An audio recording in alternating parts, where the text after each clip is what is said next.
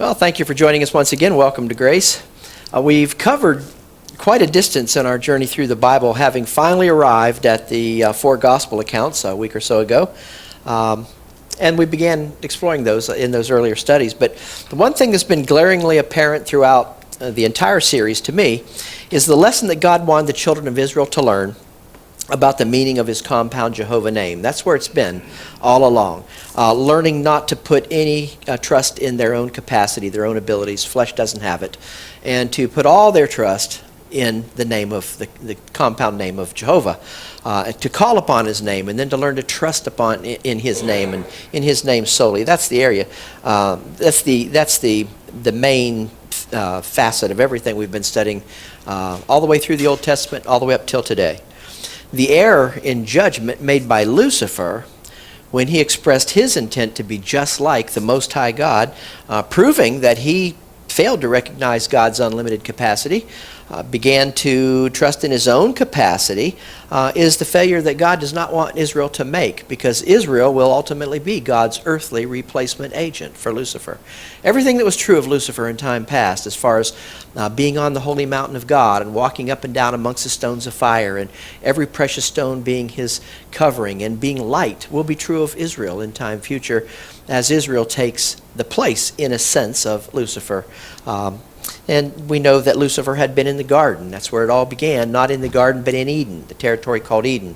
And the Bible calls that God's house. So God has a plan to repossess the earthly realm. And he's going to use the nation Israel in that plan. So in order to fulfill the role that God has in mind for Israel to play in his plan to repossess the earth, they'll have to learn to place no confidence in themselves. They'll have to learn not to make the error in judgment that Lucifer made, and to learn who God is, and then call upon and trust in God to be everything that his compound name implies. So the object of Lucifer's faith had been himself. Israel would have to learn to place their faith solely in the faithful capacity of the Most High God, as we've been saying. So there, to refresh our minds, let's go back. Let's take a look at those names once again as they appear in Scripture. These are not listed in any particular order here, but consider for a moment that what each of them meant to the nation Israel as God was teaching them to call upon and trust in who he is, the compound name of the Most High God. Israel would need for God to become some things on their behalf. Some things they would have no capacity on their own to become. For instance, the nation would need for God to exercise the Jehovah Yireh aspect of his name, which means the Lord our provider. And they'd have to trust him to do that graciously because they'd have no capacity to provide for themselves or to merit his provision for them. So they just have to simply look to him and call upon his name. Nowhere did that become more obvious, more evident, than in their rescue from Egyptian captivity, to be followed by their wilderness journeys. Apart from the exercise of the Jehovah Yireh component of God's name, the Lord our provider, the Israelites would have never been able to come out of Egyptian captivity in the first place, nor would they have been able to cross the Red Sea when they reached that point, or find sustenance when they became hungry and thirsty. But what did God do? He became their Jehovah Yireh, their provider, and he did so graciously. They certainly didn't deserve his doing so, as we've seen over and over again. He simply exercised the Jehovah Yireh aspect of his name on his nation's behalf in a grand display of his glorious provision in light of their great need of Jehovah. He would ultimately become their provider by becoming their redeemer down the road, and we know that as well. The Most High God also became Israel's Jehovah Nissi, another one of the compound names you see on the list there. Their banner, the Lord our banner. We expressed it as their conquering hero when it came to the defeat of their enemies. That aspect of the compound Jehovah name, Jehovah Nissi, became apparent in the wilderness. When Israel encountered the Amalekites, the Israelites had to not only do battle with all the elements they faced, they had to do battle with those who were coming against them, and doing so on a continual basis. What did God do? He became Israel's Jehovah Nissi, her banner. The banner, just as a quick reminder here, the banner referred to the battle standard in Israel's day. You could think of it like a flag. Each unit in an army would follow behind its proper banner. Through their battle with the Amalekites, God was teaching Israel that they should follow him and that he alone was the banner that they should look to and place their trust in. And he exercised his Jehovah Nissi name, the Lord our banner name, when it came to their enemies. And he did so over and over again. Notice a statement from the psalmist, as he had obviously come to appreciate the Jehovah Nissi component of God's compound Jehovah name. Speaking for Israel, the psalmist wrote these words in Psalm chapter 20, verse 5. We will rejoice in thy salvation, thy deliverance, the deliverance God alone could provide, and in the name of our God. So here we have that name component popping up over and over again ever since the garden. It was the name of God that he's teaching Israel. We will set up our banners. In the name of our God, we will set up our banners. The Lord fulfill all thy petitions. 2 verses later, the psalmist said, some trust in chariots and some in horses. But we will remember, here it is again, the name of the Lord our God. So chariots and horses were used in battle, so you can see that this is a battle context here. This is a Jehovah Nissi or Jehovah our banner context. The Lord exercised the Jehovah Nissi aspect of his name, and he did so over and over again. He became their conquering hero, their battle banner while in the wilderness and while they were in the land. Seems that wherever their journeys took them, there were those who were standing at the ready to try to defeat God's nation. So Israel would stand in desperate need for the Lord to exercise the Jehovah Nissi component of his name and do so on his nation's behalf. And that need would arise time and time again. Throughout their wilderness journeys, God was teaching his nation the necessity of calling upon and trusting in his name and in his name alone. The fact that it was the Lord who had led Israel through their wilderness journeys, through their stay in Canaan, was a demonstration to the nation of the Jehovah Ra'ah component of God's compound Jehovah name. Jehovah Ra'ah meaning the Lord our shepherd. Now we've heard that. Now, we know where that is in the Bible, in the Psalms, but the Lord was their shepherd, and that's why we see that in the Psalms. He was their shepherd. The Lord had been their shepherd, the one who led them all along the way. Do you remember how the Lord accomplished being Jehovah Ra'ah, their shepherd, their leader? Well, look back with me at Exodus chapter 13, verses 21 and 22. And the Lord went before them by day in a pillar of a cloud to lead them the way, and by night in a pillar of fire to give them light, to go by day and night. They could travel whether it was day or night. He took not away the pillar of the cloud by day, nor did he take away the pillar of fire by night from before the people. So they knew he was there. They knew he was their Jehovah Shammah. He was with them. Another one of the compound names of Jehovah. Through that pillar of cloud and that pillar of fire, the Lord became Israel's Jehovah Ra'ah, her leader, her guide, her shepherd. And as evidenced by this depiction that I'm giving you of those two pillars, the Most High God went beyond the exercise of his name on behalf of his nation. He allowed the children of Israel to see his name as he put his name into operation. The children of Israel would have been able to legitimately say, they could have pointed to those pillars and said, that is a God thing. Why? Because God allowed them to see his name in operation over and over again. They were the sign nation. So God dealt with them according to signs. He gave them things they could see that they would know his name was being exercised on their behalf. The law contract was, we could say the nation was God's law contract nation. Equally so, the law contract nation was God's sign nation.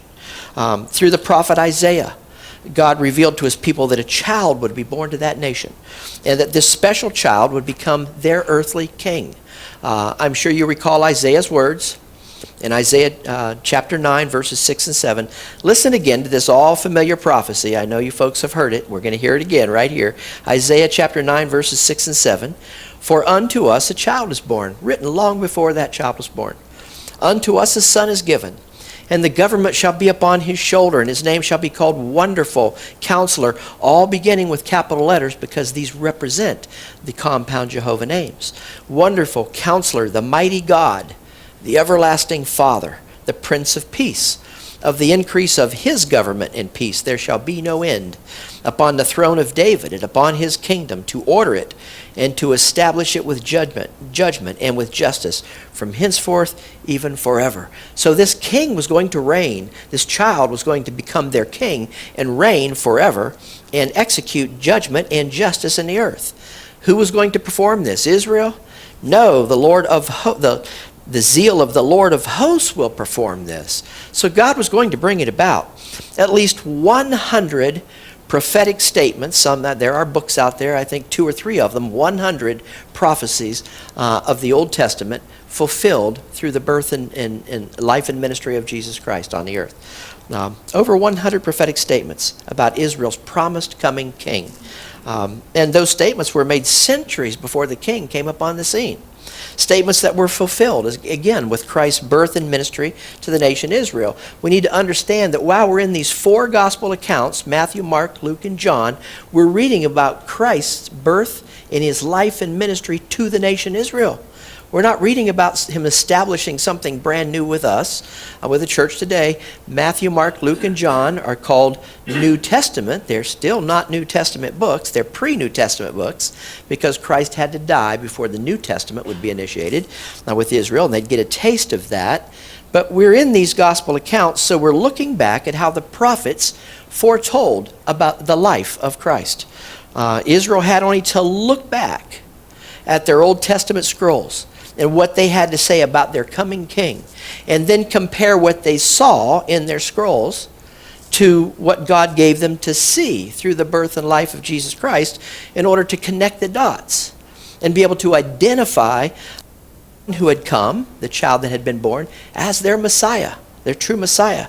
But Israel failed to see the signs that God was placing right before their very eyes. For instance, the prophet Micah said in Micah chapter 5, verse 2, "But thou, Bethlehem Ephratah, though thou be little among the thousands of Judah, yet out of thee shall he come forth unto me, that is to be the ruler in Israel." This is the child that was to be born, "whose goings forth have been from of old, from everlasting."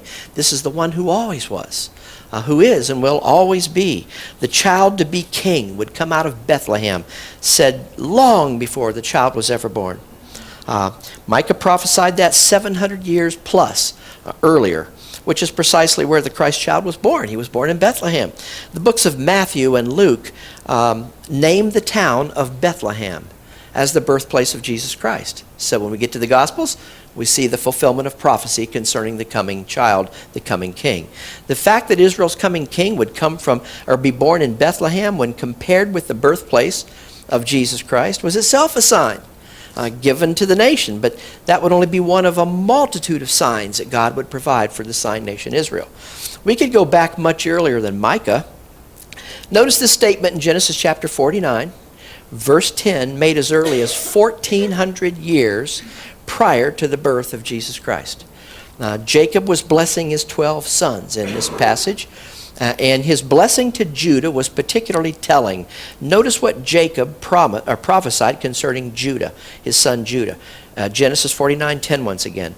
"The scepter shall not depart from Judah, nor a lawgiver from between his feet, until Shiloh," that's an epithet for Messiah, "till he come.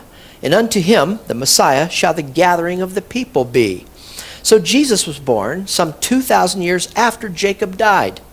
And his ancestry is traced back to Jacob's son Judah, just as Genesis 49 had proclaimed through Jacob, and both in Matthew and in the Gospel of Luke. That's why we see those ancestries there, to show prophecy being fulfilled. They could look at their scrolls, they could look at Christ, and they should have been able to connect the dots and say, this is truly our Messiah. The prophetic statements about Israel's coming Messiah go on and on. Listen to what the prophet Isaiah said in regard to what would be taking place when the one that was to come, the Son of Man and the Son of God, the God-man, when he arrived on the earth, we see Isaiah saying what would be taking place. These prophetic words are found in Isaiah chapter 35, verses 4 through 6. "Say to them that are of a fearful heart, be strong, fear not. Behold, your God will come with vengeance, even God with a recompense. He will come and deliver you. He will come and save you. This isn't talking about saving from their sins. This is talking about delivering them. When you come across that word save or salvation in your Bible, make sure you know the context. It's not always from deliverance from sins. They could be delivered from a number of things, and they could be delivered from their enemies. The statement that Israel's God would come with a vengeance speaks to the fact that the Lord would be their Jehovah Nissi. Here's the name again. Their banner and the one who would avenge Israel's cause with her enemies. The Lord would do that. And he would purge unbelievers out of the nation. That's what will take place in time yet future. At Christ's first appearance, the nation was given the opportunity to believe that he was the promised king to whom the prophets had been referring all along. In John's gospel, we see the attitude of the majority of the people of Israel when their prophesied king was on the scene. Here it is in John chapter 19, verse 15. But they cried out. Now they should have connected the dots. But they cried out, away with him, crucify him. Pilate saith unto them, shall I crucify your king? The chief priests answered, we have no king but Caesar. They never acknowledged the signs. They never connected the dots. Now notice what Isaiah said would be occurring at the king's arrival in verses 5 and 6. Then the eyes of the blind shall be opened, Isaiah 35, 5 and 6. And the ears of the deaf shall be unstopped. Then shall the lame man leap as an hart, and the tongue of the dumb sing. For in the wilderness shall waters break out, and streams in the desert. Did Jesus Christ not come performing miracles of healing, just as Isaiah had prophesied would be taking place? Sure he did. Isaiah mentioned the deaf, the dumb, the blind, and the lame. Christ healed the blind man in Mark chapter 8. Watch what Mark revealed in his gospel account, chapter 7, verses 33 through 37, in regard to the man who was both deaf and had a problem with his speech. Mark 7, 33 and 34. And he, Jesus Christ, took him, the man who was deaf and couldn't speak properly, aside from the multitude. And Christ put his fingers into his ears, and he spit and touched his tongue. And looking up to heaven, he sighed and saith unto him, Ephphatha, that is, be opened. Now, we see this taking place, so-called miracles taking place when fingers are put into ears with some of our modern TV evangelical faith healers. But you never see them spit and touch the person's tongue, and then a person who couldn't speak and speak for the first time. And his ears were opened. Was the man healed as Isaiah prophesied would be occurring when Israel's king was on the scene? Watch verses 35 through 37. And straightway his ears were opened, and the string of his tongue was loosed, and he spake plain. He didn't say baby and not get it right. He spoke plain, and he charged them they should tell no man. But the more he charged them, so the more a great deal they published it, and were beyond measure astonished, saying, he hath done all things well. He maketh both the deaf to hear and the dumb to speak. It's interesting to me when you read something like this, how the flesh remains the flesh. No matter the dispensation that we're in. The more Christ charged them to tell no man, the more they did what? The more they went out and did the precise opposite. They spread the gossip. Gossip that travels at the greatest rate of speed is gossip that always begins with the words, I'll tell you something if you promise not to tell somebody else. But don't understand, Christ didn't tell them not to reveal his identity for the purpose of having the people disobey him. Some might come to that conclusion. It was through the giving of that charge that Christ proved that perfect obedience was not a capacity the people of the law contract nation had within them. And in spite of the miraculous signs he was giving to that nation, the testimony of those who had viewed those signs firsthand, the nation for the most part held firm to their rejection of their Messiah who had come to heal them. So Christ came in fulfillment of the proclamations made by Israel's prophets and in direct connection with God's plan to repossess the earthly realm through a king and a kingdom vested in a nation, and that nation is the nation Israel. The four gospel accounts, Matthew, Mark, Luke, and John, tell the story of Christ's ministry while on the earth to God's earthly nation. As Christ was born under law and Jewish, he was a Jew born under law, teaching Jews under law. And Christ fulfilled the promises their prophets had proclaimed concerning Israel and her promised king. As we've been saying over and over, they should have been able to connect the dots. The 4 gospel accounts also reveal how, in spite of the numerous signs given by Jesus Christ, signs proving that he was indeed their prophesied Messiah, Israel never recognized him for who he was. They didn't want to believe that he was their Messiah. He didn't look like the Messiah they expected. He didn't look like the Messiah that they wanted to see, and they rejected him. In our previous lesson, we began looking at the visual evidence that Israel was given through the ministry of Christ on the earth to Israel. The mighty God, Christ, we began watching him exercise in his name in a miraculous manner, exercise the Jehovah name in a miraculous manner. So he was proving to Israel through these miracles he was performing that he was the I am of their Old Testament scriptures. He was the fulfiller of the compound Jehovah names on Israel's behalf. He was the great I am. Now think back for a moment longer to Christ's words as recorded in Mark's Gospel, chapter 16, verses 17 and 18, where Christ said, "And these signs shall follow them that believe. Number 1, in my name they shall cast out devils." Well, that's a great one right there. Talk about God becoming Israel's banner, her Jehovah Nissi. Satan was the most formidable opponent God's nation could ever face. The demons doing Satan's bidding through their tactic of indwelling at that time were fighting against God by working in opposition to God's people. So the people of God's nation were in desperate need of God's provision and his deliverance from their demonic possession. What did God do? Well, through the God-man, Jesus Christ, he became Israel's provider, their Jehovah Yireh, as well as their Jehovah Nissi, their banner, their conquering hero. Also their healer at the same time. Not only did Christ cast out those demons, those who believed that Christ was the promised Messiah and were willing to make their law failure confession by way of John's baptism with water, were empowered to do as Christ had done. Christ would manifest God's compound Jehovah name in more than one way. In the Mark passage, Christ went on to say, "They shall speak with new tongues." Now we began to look at these things. What a provision for the nation the restoral of a common language would become.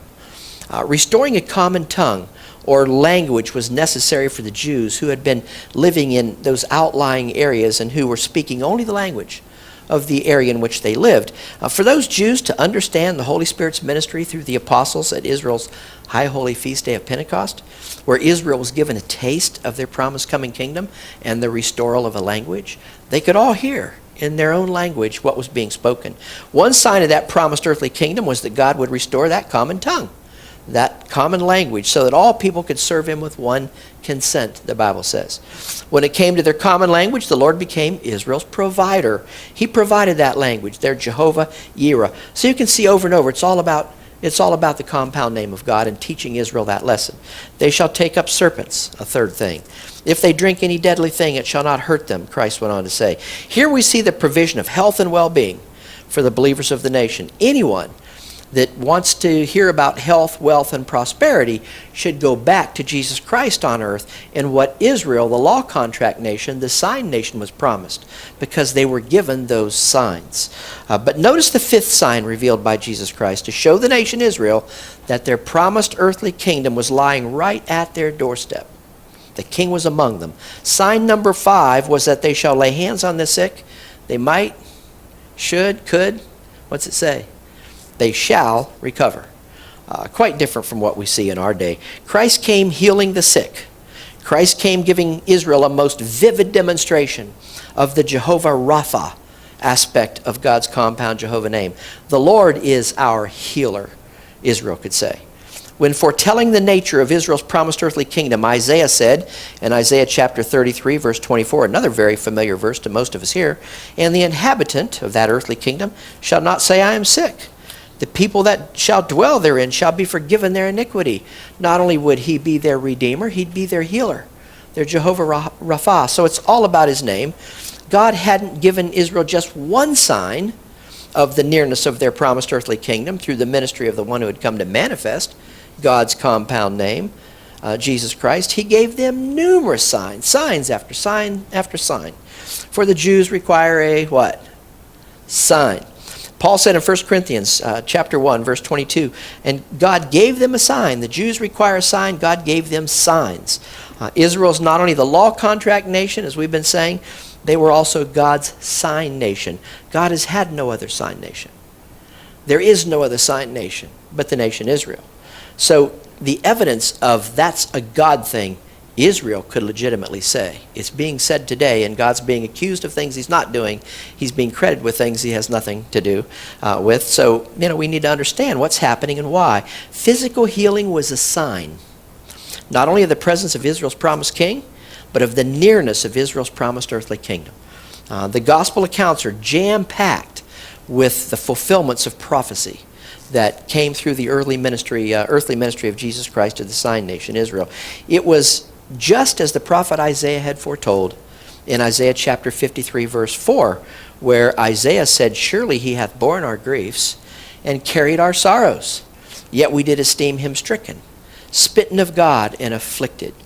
What a sign of the Messiah Israel had been given when Isaiah's words began to ring true during Christ's earthly ministry to Israel, as relayed in Matthew's Gospel, chapter 8, verses 16 and 17.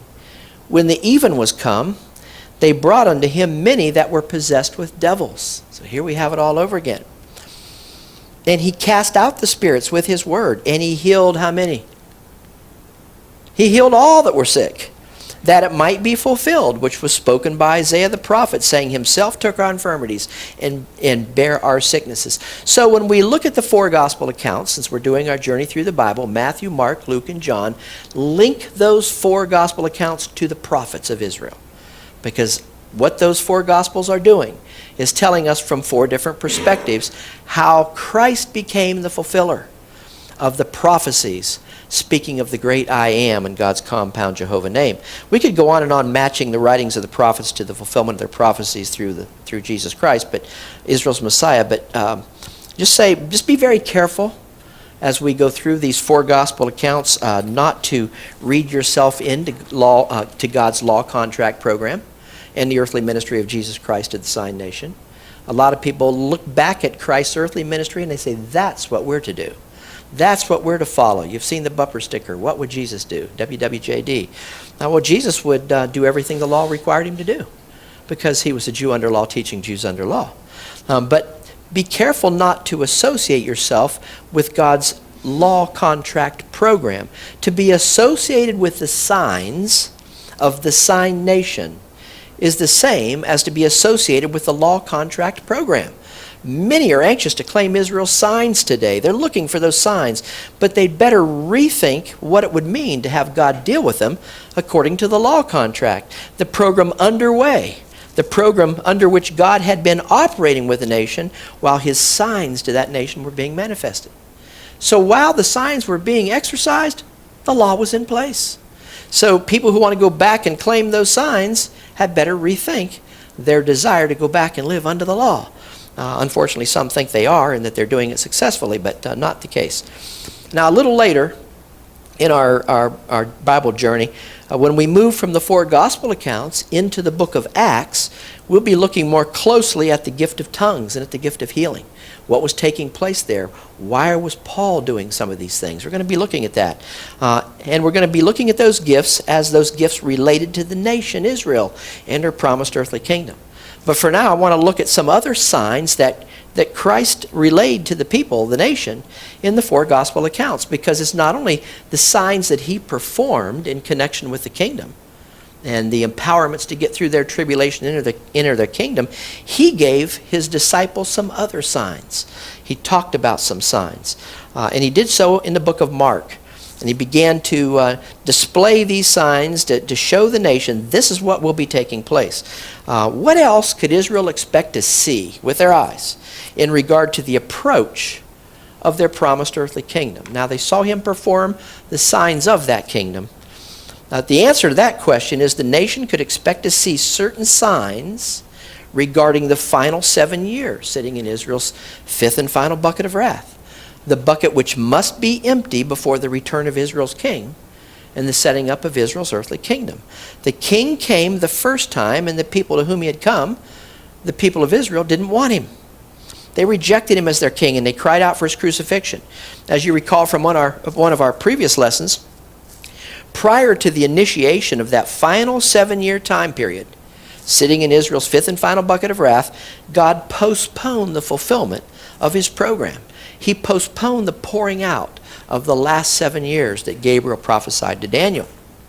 And he ushered in a program of Gentile grace, as we call it, through the calling out of a new apostle, the apostle of the Gentiles, the Apostle Paul. In answer to the plea of Peter, the vine dresser of the fig tree nation in Christ's parable, the fig tree, God gave Israel that 1-year time extension that we read about in Luke's Gospel, chapter 13. He gave them 1 additional year to prove whether or not they were capable of producing the righteousness they had sworn they were capable of producing under the law contract. The righteousness they assumed they could produce by way of their performance. Or, on the other hand, to confess their inability to earn their righteousness by way of their performance, agreeing that all Israel had failed in their attempt, which was what God wanted the nation to do. When that 1-year extension was up, you see that on the diagram there, at the stoning of Stephen, God placed his program with the nation Israel on the shelf, in a manner of speaking. The pouring out of that final time of judgment, sitting in their fifth and final bucket of wrath, the final 7 years being reserved for a future time, as God ushered in an unspecified time period we now know as the dispensation of the grace of God. It would be a dispensation of Gentile grace during which God would recognize no national distinctions whatsoever. The present dispensation is not about God's law contract nation, nor is it about the signs Christ was giving that nation, nor is it about John's baptism with water in connection with Israel's law failure confession. This program of Gentile grace is about what God is doing in light of Israel's national refusal to make their law failure confession. Confession the nation will indeed one day make. We need to understand that God did not bring the unbelieving Gentiles up to the level of the nation Israel had previously enjoyed as being the children with whom God was dealing. He cast the unbelieving Israel down to the level of the Gentiles he had previously cast aside due to their reprobate thinking, so that God could have mercy on all during this grace dispensation. The program of God that's in place today is not about God's plan and purpose to repossess the earthly realm through a special nation that would become a peculiar treasure unto him, a nation above every other nation on the earth, a holy nation, a kingdom of priests, due to their rise, according to prophecy. But it's about the fulfillment of God's plan to repossess the heavenly realm in light of Israel's fall, and according to what the Bible calls the mystery or the secret that God had been keeping regarding the special dispensation of Gentile grace. The people of God's earthly program knew nothing at all about this previously unrevealed program of Gentile grace. They had no idea it was coming. They only knew, according to Gabriel, 7 more years was sitting in their future before their king appeared on the scene. They knew only that the final 7-year time segment of Gabriel's prophecy had to play out before Christ would return to set up his promised earthly kingdom, and they attained that special status that God always had in mind for his special nation. Christ performed the signs of the kingdom while he was on the earth. These signs were empowerments for Israel's upcoming period of tribulation, and signs pointing to the character of their upcoming kingdom. But how did Israel respond to the signs that God gave them once again? Those signs being displayed by the God-man, they rejected the one displaying them, and they cried out for his crucifixion. After Christ was crucified, rose again, he continued to preach to Israel for 40 more days, after which he ascended into heaven. So in order to carry out his earthly kingship, Christ would need to return, would he not? He left. He ascended into heaven. But he would need to return to Israel to carry out what he said would be carried out. Since he had performed the signs demonstrating that he was indeed their promised Messiah, proving his identity as the I am of their Old Testament scriptures, while he was with them, would God give them signs, the sign nation, would he give the sign nation signs pertaining to their king's impending return to them? Yes, he would. The answer is yes. God filled Israel's program with signs. God's program with Israel is God's sign program. What signs would God give to the sign nation about their king's return to them after his ascension into heaven. The signs that Christ said the nation could expect to see in regard to their king's soon return are sitting in Matthew chapter 24.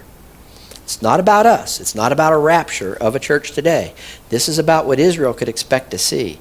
Christ would return to the earth at the conclusion of the final pouring out of the contents of Bucket of Wrath number 5. When we return to Gabriel's prophecy of the 70 weeks of years remaining in Israel's final bucket of wrath before the return of their king to set up the earthly kingdom, we see that when Israel's 1-year extension had come to completion, only that final 7 years remained before the return of their Messiah. It's in Matthew chapter 24, verses 3 through 9, that Christ revealed what the nation could expect to see as the final portion of the 7-year period known as the tribulation moved toward its completion. Now, before we look at the specific signs Christ mentions, let's look back at what Israel's prophets had to say about this 7-year time period called Jacob's trouble in the Bible. It's the final 3.5 years of this 7-year tribulation period to which these prophecies relate, and more particularly the return of Jesus Christ that would come at the conclusion of the 3.5 years, known as the day of the Lord. There are many verses to which we could point, but we'll focus on just a few to show you what I'm talking about here. You'll recognize these prophecies from our previous studies. They relate to the day of the Lord and Christ's return to the earth. The prophet Amos, speaking of this troubling time, said these words in Amos chapter 5, verse 18, "Woe unto you." We'll do a word study on that word woe sometime. "Woe unto you that desire the day of the Lord. To what end is it for you? The day of the Lord is darkness and not light." Jeremiah, speaking of the same troubling time, said in Jeremiah chapter 30, verse 7, "Alas, for that day is great, so that none is like it. It is even the time of Jacob's trouble. But he shall be delivered out of that trouble." Daniel, pointing to this time of sorrow, said this in Daniel chapter 12 in the final portion of verse 1. "There shall be a time of trouble, such as never was since there was a nation, even to that same time. And at that time the people shall be delivered, every one that shall be found written in the book." Let's not forget the prophecy of Zephaniah. We've got to put that in here, because Zephaniah also spoke of the return of Israel's king. In chapter 1 of his book, verses 14, the prophet said, "The great day of the Lord is near. It is near and hasteth greatly, even the voice of the day of the Lord. The mighty man shall cry there bitterly." These are going to be Christ's opponents in that day. That day is a day of wrath, a day of trouble and distress, a day of wasteness and desolation, of darkness and gloominess, a day of clouds and thick darkness. Can you imagine the return of Jesus Christ and what it will be like when the King comes back on the earth with vengeance? If you've been listening to the words trouble, distress, wasteness, desolation, darkness, gloominess, a time of bitter crying, you can see that the theme resident in all those words is sorrow. It's sorrow. The return of Jesus Christ to the earth will be a time of sorrow to all the unbelievers of the earth. It'll be a time of Christ purging and avenging wrath, as we read earlier, against all those who will be rejecting him as the rightful monarch of the earth in that day. Now, as we move forward from the prophets to the time of Christ's ministry on the earth to Israel, Christ adds to the words of the prophets in Matthew chapter 24, where he reveals what the nation can expect to see as that day on Israel's horizon begins its approach. Notice the picture he painted for his disciples in Matthew chapter 24, beginning with verse 3. "And as he sat upon the Mount of Olives, the disciples came unto him privately, saying, Tell us, when shall these things be? And what shall be," what are they always seeking? "A sign. What shall be the sign of thy coming and the end of the world?" Now, we know that the word world is a translation of the Greek word aeon, meaning age. We're aware of that. But the idea here is that the end of the world, as the world had been operating through all the previous dispensations, and in accordance with the god of this world, Satan, the prince of the power of the air, the one who'd been working with all the might he could muster to usurp God's glory since the time of his rebellion in Eden, and the one who worked feverishly to resist God's use of the nation Israel in his plan to repossess this earthly realm. "Tell us," Christ's disciples asked their Messiah, "what shall be the sign? What shall be the evidence that you're going to show us of your coming and the end of the tribulation period?" Because that's what it's all about. Let's return to Christ's response, beginning with verse 4. And Jesus answered, and he said unto them, Take heed that no man trick you, no man deceive you. For many shall come in my name, saying, I am Christ, and shall deceive many. And ye shall hear of wars and rumors of wars. See that ye be not troubled, for all these things must come to pass, but the end is not yet. So if they were hearing of wars and rumors of wars, what were they tending to think? He's right here. It's on the horizon. What's being said today when we look around the world and see all these things taking place? Why it's so-called Christendom today saying, we must be at the very end. Well, we might very well be at the very end. Who knows? But we can't look at these things as they are signs, and we'll show that. The Jewish believers would be hearing things that would trouble them, all right, but not only would they be hearing troubling things, they'd also be seeing things that would cause them sorrow of heart. Back to Christ's words in verses 7 and 8. Matthew 24, For nation shall rise against nation, kingdom against kingdom. There shall be famines and pestilences and earthquakes in divers places. All these are the beginning of sorrows. Now think about the signs God revealed to his disciples, things that would be taking place, things that could be seen, and things that would point to the return of Jesus Christ to sit in the throne of David as the monarch of the earth. These are five major things sitting in verses 6 and 7. And we'll list them as Christ described them. And Israel was told, don't look at these things and think this is it. He's right here. Don't be deceived. These things are going to be happening. Number one, false Christ would appear on the scene. Wars and rumors of wars would characterize the time leading up to the return of Israel's king, with nation coming against nation, kingdom against kingdom. Number three, famines would be characteristic of this time. 4, pestilences, a translation of the Greek word meaning plagues or diseases, would be a prominent feature of the time leading up to the Messiah's return. And finally, earthquakes would be occurring in divers places. Now, they weren't to look at these things and say, oh, he's here, because these things would be occurring before his return. Now, I needn't tell you, because most of you already know what I'm about to say next. What do the vast majority in religiondom, as I like to refer to it, tell us we're seeing today in our day? The answer, according to many, is we're seeing Matthew 24 be fulfilled. We're seeing the signs of the times. In other words, we're seeing the signs that point to the nearness of the rapture of the church, is what they suppose. Could these people be correct? They point to AIDS. We know HIV and the devastating effect it's had on the world, and to Ebola as being pestilences unknown to man in time past. They point to conflicts occurring in the Middle East over and over again, and around the globe for that matter. And they say, here it is. We're seeing the times Christ was speaking of in Matthew chapter 24. Wars and rumors of wars. We're seeing the evidence that the end of the world is right upon us right now. Every time a major earthquake takes place in the world, more fuel is added to the fire of what we might call the present-day sign seekers. Of course, in a failure to rightly divide the word of truth, they also point to the recognition of the United Nations, the recognition the United Nations gave to the establishment of a state for Israel in 1948. And they put all these things together.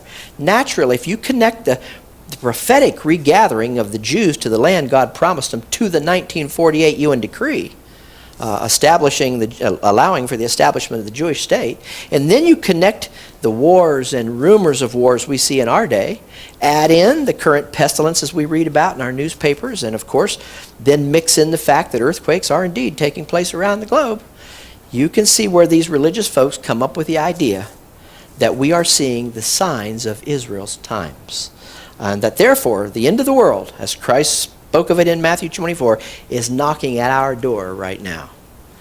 Not to mention the fact that ministers of righteousness are the ones who are connecting the dots between all these things that are being seen and the end of the world, and they're doing so as we speak. Are we indeed seeing the signs of Israel's times? Or are we living in the times of Israel's signs? Are we seeing the signs of their times because we're living in the times of their signs? Let me give you several reasons why I believe the latter to be true. We are not seeing the signs of Israel's times because we're not living in the times of Israel's signs. Simple as that. So we cannot look at these things as proof that God is showing to us that the end of the age of grace is upon us. First of all, do I believe that we're indeed approaching the time known as the 7-year period of tribulation? The answer to that question is yes, I do. Of course, generations of people have thought the very same thing, and yet here we are, living in a more dangerous time than those folks could have ever imagined. Now, some of you have probably heard of what has been called the doomsday clock. Anyone hear about the doomsday clock? Sure. It was developed by a group of researchers called the Chicago Atomic Scientists. They participated, by the way, in the Manhattan Project. It's not an actual clock. It was a depiction of a clock to be used for the front of their journal. The clock was used by these scientists to gauge the nearness, in their minds at least, to the technologically induced destruction of the human race they thought would be occurring. The clock made its appearance in 1947 on the cover of the publication called the Bulletin of the Atomic Scientists. The Science and Security Board meets twice every year, they still do, to discuss global events and to consider a possible resetting of the clock. They began in 1947 with a clock setting of 7 minutes to midnight. The times fluctuated numerous times ever since, as you can see on the graph I'm presenting you. They reset the clock to 2 minutes to midnight in 1953 when the U.S. and the Soviet Union tested thermonuclear devices within 9 months of each other. The hands of the clock were reset to 12 minutes to midnight, backed off a bit in 1963 with the U.S. and Russia when they signed a partial test ban treaty. As you can see, the hands on the clock have been set back and set forward numerous times in the 20 adjustments that have taken place since 1947. The most recent clock setting took place January 22nd of this year, when they moved the time remaining until doomsday forward from 7 minutes to midnight to 3 minutes to midnight once again. Humanity has supposedly lost 4 minutes. But as you can see, if anything is characteristic of the doomsday clock, what is it? It's that word fluctuation. Up and down, backwards, forwards, backwards, forwards. Are we living in a dangerous world? Who would question that fact? We are indeed living in a very dangerous world. But apart from things such as nuclear catastrophe, climate change, as that was part of the criteria used to just move the hands up this in January, the possibility of a massive continent-killing asteroid colliding with the Earth, as we often hear about, is God showing us the signs Christ mentioned in the book of Matthew that we might know that we are sitting in Israel's time period? Well, the answer, of course, is no. Are we seeing the signs that Christ talked about to prove that we are living during Israel's times? That's the way to put it, and the answer is it's no, at least in this teacher's opinion, and I'll give you many reasons why. First of all, God's program of Gentile grace in his program to repossess the earthly realm through a king and a kingdom vested in the nation Israel are two entirely different programs. They're not one and the same. The program of Gentile grace, called the dispensation of the grace of God, is not on a time schedule. No time schedule is given for the dispensation of grace. It's wound on now for around 2,000 years or so. God's program with the nation Israel was indeed on a specific time schedule, as relayed to Daniel by the angel Gabriel. So Israel's times were not left to question. They were revealed and they were precise. Gabriel revealed them very clearly. We know from Gabriel's revelation that 7 years of tribulation and the great sorrow foretold by her prophets remain at the bottom of the fifth and final bucket of wrath that God set on the shelf, in a manner of speaking, when he ushered in the age of grace through a new apostle, the Apostle Paul, to bring Gentiles a message of his grace in light of Israel's fall, not her prophetic rise. We've been given no time schedule for the dispensation of the grace of God. It's gone on now, as I said, for nearly 2,000 years or so, definitely way beyond the limits of Gabriel's revelation concerning the remainder of Israel's times prior to the return of her Messiah. When things look bleak here on the earth, it seems like the pendulum begins to swing and things don't look so bleak anymore. When war is right at our door, they kick the can down the road. And we have another time of relative peace, although instability. Secondly, Christ gave a marker, right in that Matthew discourse, as to when the signs he mentioned would begin to manifest themselves. Look back with me at Matthew chapter 24 once again. I'll show you what I'm talking about here. Christ gave what I call the time marker of Israel's signs, right after listing the 5 signs we've just talked about. Wars, rumors of wars, false messiahs or kings appearing on the scene, famines, pestilences, earthquakes in different places. Christ's time marker for these signs sits in Matthew chapter 24, verse 8, where he said this: all these signs that he just gave are, note it carefully, what are they? They are the beginning of sorrows. What time period is known as the time of sorrows for Israel? Well, particularly the last 3.5 years of the tribulation period. And these signs that he's mentioning to them are the beginning of their sorrows. So they'll be seeing these things, and I think they'll be seeing these things in the land that pertains to their program. What time period marks Israel's sorrows again? We've already looked, the 7-year tribulation period called the time of Jacob's trouble. So that time segment of Gabriel's prophecy will not commence until this dispensation comes to a close. According to Israel's prophet Joel, when God commences his program with Israel, the next thing heard by the Gentiles will be the declaration Joel talked about in Joel chapter 3, verse 9, where Joel said, proclaim ye this among the Gentiles. Do what? Prepare war. Wake up the mighty men. Let all the men of war draw near. Let them come up. A declaration by our apostle of grace and peace, such as characterizes this dispensation from God to us, is not a declaration of war and wrath. It's the precise opposite. So we are not seeing the signs of Israel's times because, number 2, we're not living in the times of Israel's signs. Reason number 2, God's showing us that the end of the world signs Christ spoke about it are now upon us. The reason why they are not, as God's sign proof that the end of the world's finally arrived and we're sitting here, is that these signs marking the beginning of Israel's sorrows are only to occur when God's program with the nation Israel is once again the program in operation, and they'll be seeing these things. Then there's a third reason we could give. Reason number 3, that we are not seeing the signs of Israel tribulation times, has to do with the gospel message itself that'll be being preached when these signs are being seen. Look back at Matthew chapter 24 once again.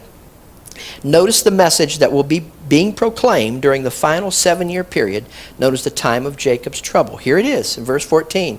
And this gospel of the what? This gospel of the kingdom shall be preached in all the world for a witness unto all nations at that time, and then shall the end come. When will that gospel of the kingdom be being preached? During that 7-year tribulation period. Can anyone tell me what the gospel or good news of the kingdom was all about? The gospel of the kingdom was the good news that Israel's promised earthly kingdom was sitting right at her doorstep. What were the Israelites and the Gentile proselytes to Judaism supposed to do in response to that good news that their earthly kingdom was right at their doorstep? They were supposed to do what the 12 apostles and Jesus Christ prompted them to do, as Peter proclaimed in Acts chapter 2, verse 38. Then Peter said unto them, repent, change your thinking, Israel, and be baptized, every one of you, in the name of Jesus Christ, so that you can join the church on the corner. No, for the remission of sins, Israel's national failure under the law contract. And do we have it on there? Peter told them to repent. Ye shall receive the gift of the Holy Ghost. Now, we've already talked about the necessity of Israel's national law failure confession, so we needn't go back and rehash that issue here. But suffice it to say for now that the apostle of the Gentiles, the apostle to whom the dispensation of the grace of God was committed to bring to us, never taught the gospel of the kingdom. Because with the stoning of Stephen and the ushering in of Paul, that kingdom was not on Israel's doorstep any longer. So never again will you hear those words, the gospel of the kingdom, after the stoning of Stephen and the conversion of Saul. Paul brings to us the gospel of Christ. The gospel Paul called my gospel, the preaching of Jesus Christ according to the revelation of the mystery, and why the apostle Paul said he was not sent to baptize. We'll be going through the good news messages of Scripture shortly as a part of our Journey Through the Bible series and showing the differences between the Gospels. But reason number 4 why we are not seeing the sudden onset of Israel's signs in relation to her times is that Israel's promised kingdom was placed on hold. And it's not started back again. The earthly kingdom ceased being on Israel's doorstep nearly 2,000 years ago with the ushering in of the new dispensation of Gentile grace, as we called it. And we'll be seeing that more clearly as we continue our journey through the Bible. But how about those 5 signs once again?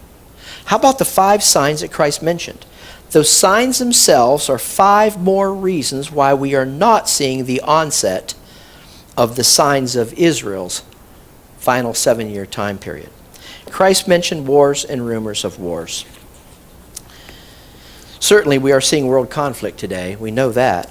That goes without question. But are the conflicts occurring between nations in our day a new sign that God is giving to Israel and to us that the end of the world, literally age, meaning the approaching climax of her tribulation period, is at our doorstep? Again, the answer is no. Is world conflict something new to our day? Wars and rumors of wars, with nation rising against nation, kingdom against kingdom, have been with us throughout the course of human history. Certainly empires have come and empires have gone.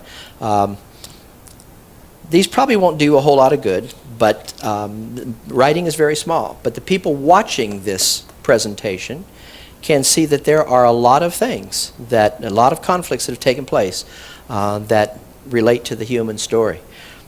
We know that the capability to destroy the entire human race through nuclear conflict has been something of relatively recent history. But Christ said wars and rumors of wars, not the total destruction of the entire population of the planet, which will not take place even with Christ's return. And then he also mentioned after wars and rumors of wars, and there's a lot of wars that we could list and the multitudes that have been killed in those wars. He mentioned something else there. What else did he say? Famines. Famines. That's a sign of the onset of the beginning of sorrows, meaning the onset of the tribulation period. Are we seeing famine today in a way that famine has not existed throughout the course of human history? Here again, famines have occurred throughout the world over the course of time. We can give you many pictures of the famines that have occurred. And you could ask me for a list of these, and I could provide it to you, of all the famines that have occurred and the millions that have died through starvation. The reality of starving people in the world has been brought into our living rooms via modern-day TV programs, large screen in many cases today, so we get a sense of starvation today as something reserved for current times, but that's certainly not the case. While the starkness of starvation is something many had not previously witnessed, the reality of starvation through the world, through famine, has been with us all along. So the famines we see today are not a sign of the onset of Israel's times of sorrows. What about the next sign? Well, here we have another one. Christ mentioned in Matthew 24, a sign called pestilences. The Greek word loimos, literally meaning a plague or a disease. In a figurative sense, loimos could mean a pest, although Christ wasn't speaking figuratively with the other signs he mentioned, so we have no reason to move to a figurative sense with this sign. Are we seeing plagues and diseases today? And is the disease something new to the human race? The first case of HIV, the human immunodeficiency virus, and AIDS, the final stage of that virus, came to light in the U.S. in 1981. And an estimated 21.8 million people have died from this ailment. AIDS is no longer an automatic death sentence, as it was at one time, although people still die from AIDS today. Now, add to that distressing disease the fight against Ebola that we've just witnessed. Made headlines here in recent times, not to mention a host of other distressing ailments, such as the superbugs that are being talked about in medical circles, the bugs that have a built-in resistance to current-day antibiotics. You can see why those looking for the signs of Israel's beginning of her sorrows are saying that God is now showing us those signs. But the fact is, diseases resulting in a multitude of deaths have been the bane of humankind throughout the history of mankind. Malaria remains one of the world's most devastating pandemics, we're told. It continues to infect as many as 500 million people every year. Malaria is resistant to drugs, and a dependable vaccine yet to be developed for malaria. There were over 1 million cases of the disease malaria during the American Civil War alone. But malaria didn't come upon the scene with the Civil War. It's considered to be, by many, to have been a factor in the decline and eventual fall of the Roman Empire. So we're not seeing anything new with what we're seeing disease-wise today. We're seeing new diseases come upon the scene, and then things being brought to light later on that help with those diseases, but they're nothing new. The Antonine Plague was a pandemic that ravaged the Roman Empire from 160 to 180 AD. We're going way back. It killed a quarter of all the people infected. Following that plague came the plague of Cyprian, that's said to have killed upwards of 5,000 people a day at the height of that plague. Cholera, said to have killed millions between 1860 and the early 1960s. Then there was also the bubonic plague, Black Death of history, Spanish flu that killed as many as 100 million people. So various strains of flu are not a new sign that we're at the beginning of Israel's sorrows. Not to mention mumps, measles, whooping cough. We could go on and on, couldn't we? Rubella, polio, pestilences, we've always had them and will no doubt continue to have them. But I believe Israel will be seeing them in a brand new light in her land at the beginning of her time of sorrows. When we understand that no time schedule is given for the dispensation of Gentile grace, and that we're not living in the times of Israel's signs, and that Israel's promised earthly kingdom continues to be on hold, and that the gospel message to be proclaimed during the beginning of their sorrows and onward is not the good news that we have of Christ's accomplishment today, but it's the fact that Israel's kingdom lies on her doorstep once again. Add that to the fact that the 5 signs mentioned by Jesus Christ to his disciples are not unfolding for the first time during our time. 5 false Christs have come and gone. 6 wars and rumors of wars are not new, with nation arising against nation, kingdom against kingdom. Famines are not new to our day, are they? Pestilences are nothing new. Earthquakes have been occurring since the time of the flood of the day of Noah. We have numerous reasons why we are not seeing the signs of Israel's beginning time of sorrow. The signs that Christ was referring to in Matthew chapter 24 regarding his program with Israel and what will be occurring in the land at the beginning of their time of sorrows. But the greatest reason of all why we are not seeing the signs of Israel's times, as those signs pertain to Gabriel's prophecy, to the final outpouring of Israel's 5th and final bucket of wrath, is given us by the Apostle Paul himself, the apostle of the Gentiles, in 2 Corinthians chapter 5, verse 7, where he states as clearly as he could possibly state it, "For we walk by" what? Faith, and not by what? Sight. We couldn't have a better picture there of what God is doing and how he's doing it today. He's not showing us the signs of the beginning of Israel's times of sorrow. We're not seeing those times because we're not living in the times of Israel's signs. Simple as that. We'll leave it there for our lesson today, and we'll continue our journey through God's marvelous book, the Bible, in our next study, which will be next week. I hope you're enjoying it as much as I am, because going through these books and giving sort of a synopsis, a Reader's Digest view of what they're all about, helps us to understand what we're reading when we're in those books. And it helps us to rightly divide the word of truth and not put ourselves into Israel's program. God has a program to repossess the earthly realm. He has a program to repossess the heavenly realm, and that's where we come in, and that's where we pick it up in our next study.